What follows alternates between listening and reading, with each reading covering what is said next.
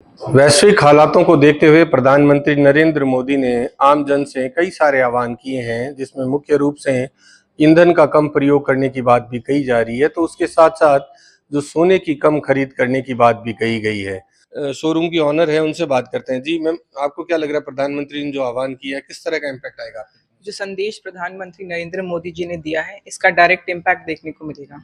सोना अपने आप में ही एक बहुत महंगा धातु है, जिसे हर कोई अफोर्ड नहीं कर सकता है।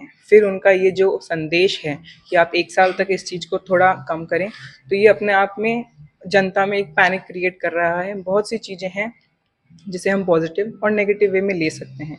पहले मैं आपको इस चीज़ के नेगेटिव चीज़ें बता देती हूँ, ताकि लोग इस चीज़ को इसी वे में ना लें। सबसे पहले तो कि अगर हम सोना खरीदना कम करते हैं, तो ये अपने आप में ही एक बड़े वर्ग को, एक बड़ी इंडस्ट्री को अवॉइड कर रहा है, जो कि अपने आप में आगे जा कर के एक बहुत बड़ी सिचुएशन ऐसी क्रिएट करेगा जहाँ पे बेरोजगारी अपने आप में एक बहुत बड़ा क्वेश्चन मार्क बन जाएगा। अब रही पॉजिटिव, तो जो ये संदेश दिया है, इसे हम एक प्रतिबंध के रूप में ना देखते हुए एक आर्थिक सलाह के रूप में देखना चाहिए। तो ये चीज़ जो प्रधानमंत्री नरेंद्र मोदी जी ने बोली है कि साल भर तक ना खरीदें, ये एक पॉजिटिव वे हम देख सकते हैं कि हम अभी इन्वेस्टमेंट करें और सामान बाद में लें। दूसरी बात ये कि जो हम सोना खरीदते हैं, यूजुअली हम सोना फॉरेन से खरीदते हैं, जिसके लिए हमें भारी मात्रा में डॉलर देना पड़ता है।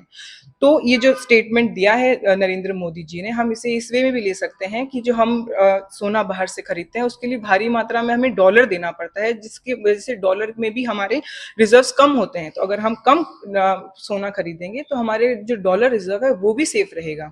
तो देखिए, कहीं न कहीं जो व्यवसाय से जुड़े हुए लोग हैं, उनका ये मानना है कि अच्छी बात है जो प्रधानमंत्री ने इस तरह का आह्वान किया है, लेकिन इससे एक पूरी इंडस्ट्री जो है, उस पे काफ़ी इम्पैक्ट आएगा। उसके बारे में भी देखने की ज़रूरत है और लोगों को जो है, ये समझना होगा कि ये सोना जितनी आवश्यकता है, उसके अनुरूप तो कम से कम खरीदें, ताकि ये पूरी जो इंडस्ट्री है, एक बड़ी इंडस्ट्री है, जो अगर इस सोने की खरीद नहीं होती है, तो उसमें कई सारे जो लोग जुड़े हुए हैं, नहीं है यहाँ पे युक्ति हैं, उनसे हम बात करने की कोशिश करेंगे। जी, जो जिस तरह का प्रधानमंत्री जी ने अभी कहा है कि सोने पर जो है जो लोग हैं वो सोना नहीं खरीदें, आप किस तरीके से देखती हैं इसको?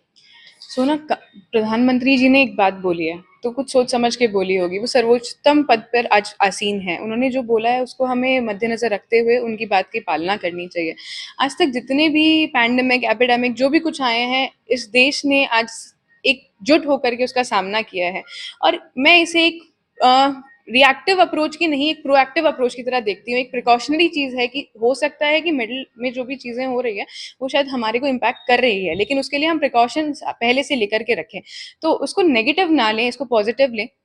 हमें सोना जितना चाहिए उतना खरीदें, एक्स्ट्रा ना खरीदें। और अगर आप रिपोर्ट्स की माने तो इंडिया के अंदर around 11% of the world record में सोना इंडिया के हाउस होल्ड में रिजर्व्ड है। हम उस सोने को इस्तेमाल कर सकते हैं, उससे हमारी यादें जुड़ी है, हमारी पूर्वजों की यादें जुड़ी है। हम उस सोने को देकर के नया सोना खरीद सकते हैं।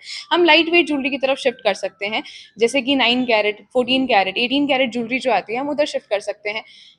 जो भी उनके संदेश हैं, हमें उनकी पालना करनी चाहिए और हमें उनका एकजुट होकर के सामना करना चाहिए। तो देखिए, कहीं न कहीं जो ग्राहक हैं, उनका भी साफ कहना है कि वो प्रधानमंत्री की ने जो आह्वान किया है, उसका वो साथ देंगे और अनावश्यक रूप से जो ज्वेलरी है, वो नहीं खरीदेंगे और जो कम कैरेट की ज्वेलरी है, उससे ही वो अपना काम चलाएँगे। लेकिन जिस तरह के हालात हैं, उनको देखते हुए ही प्रधानमंत्री ने इस तरह का आह्वान किया है। तो उम्मीद यही की जानी चाहिए कि लोगों का रोज़गार भी ना उजड़े और लोग जो हैं, वो अपने सोना पहनने की चाह भी पूरी कर सकें। बीकानेर से न्यूज़ 18 के लिए विक्रम जागरवाल।